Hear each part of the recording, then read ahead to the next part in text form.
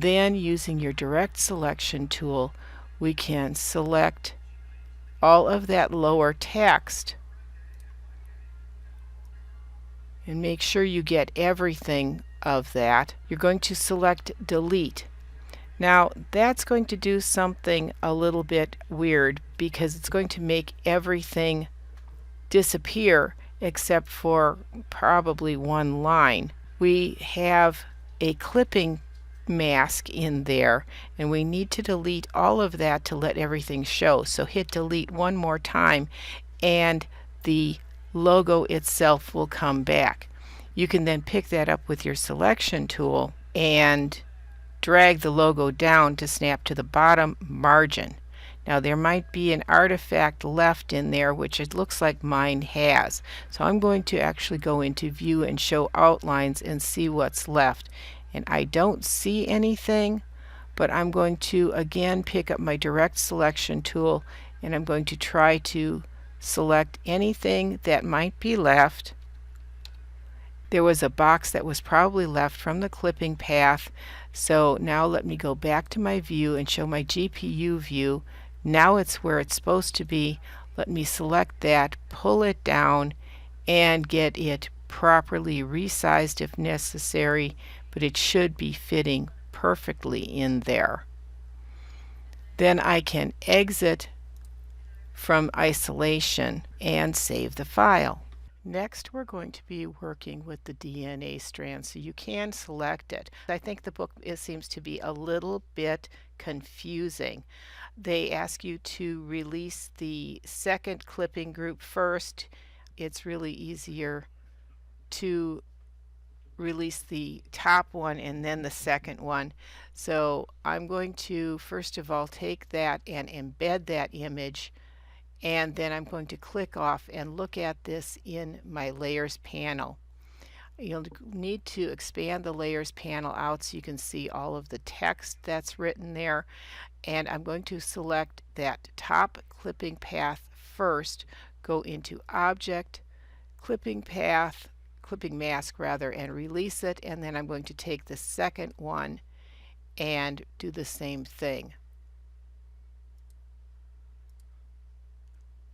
Looking at the group now, there are two boxes that were created to make that clipping mask, and we are going to delete those one at a time.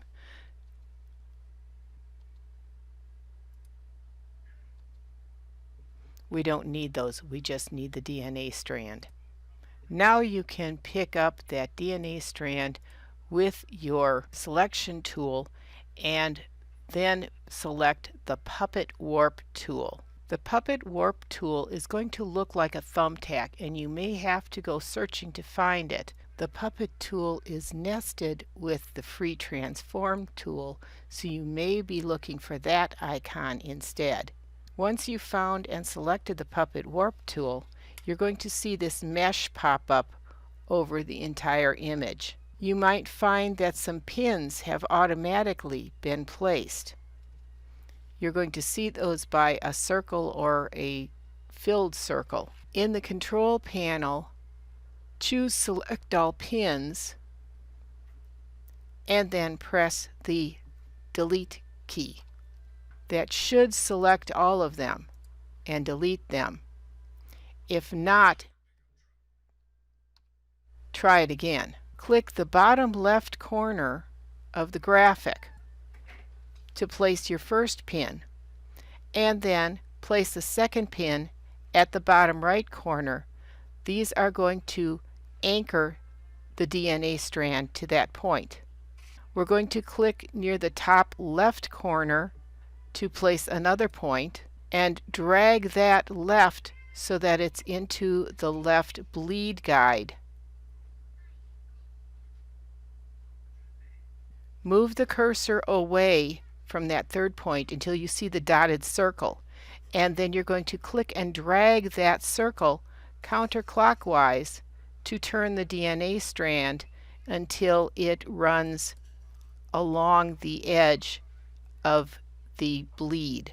If you select the first pin and then shift click to select the second pin, you can then click on that last selected pin and drag right until the point aligns to the right edge of the panel. Then you can save the file and deselect. Collapse your layer down, and then we're going to move to the outside artboards.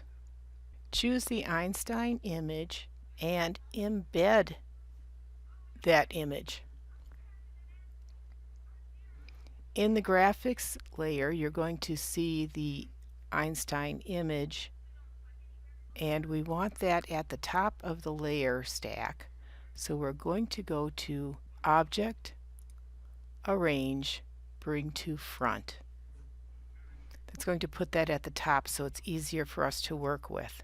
We're going to copy this image and place it in twice. We're going to paste in place twice. So we now have 3 instances. Change the name of the first one to Einstein Left. The second one is Einstein Middle. And the third one is Einstein Right.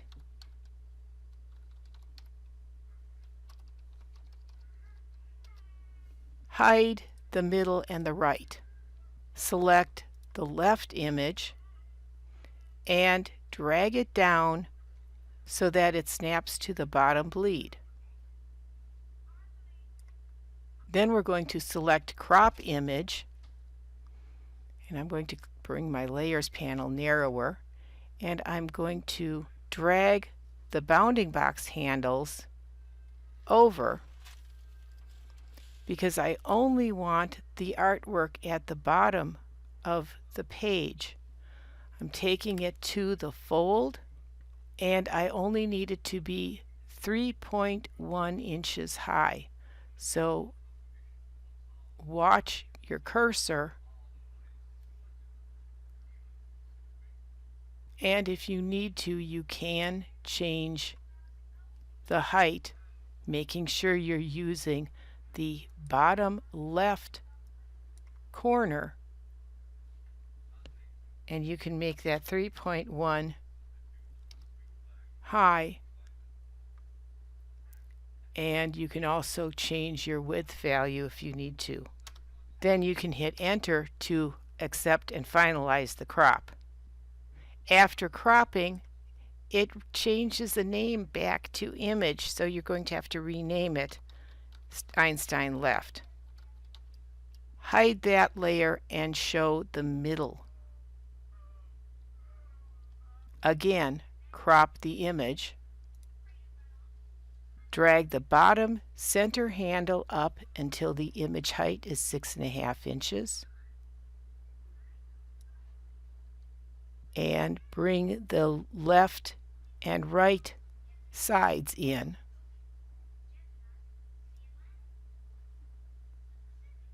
Apply or hit Enter, and again rename that to Einstein Middle. Hide that version of Einstein, show the right version. You're going to drag that image down until it snaps to the bottom bleeds. So in the bottom corner, again, we're going to crop it. You may have to drag the handles around. We're going to crop this to that panel, and the height should be 7.15. And apply or enter to accept the change and rename the image again to Einstein Right. Now you can show all 3 of those images, and next we're going to select the Art of Science, clone it You can hold your Alt key down and drag to the right. Holding your Shift key down will pull it straight over, and you're going to need to resize it because it's slightly narrower. So Shift and drag from the corner to resize it to make it fit between the margins. Save your file and we'll continue with the next stage.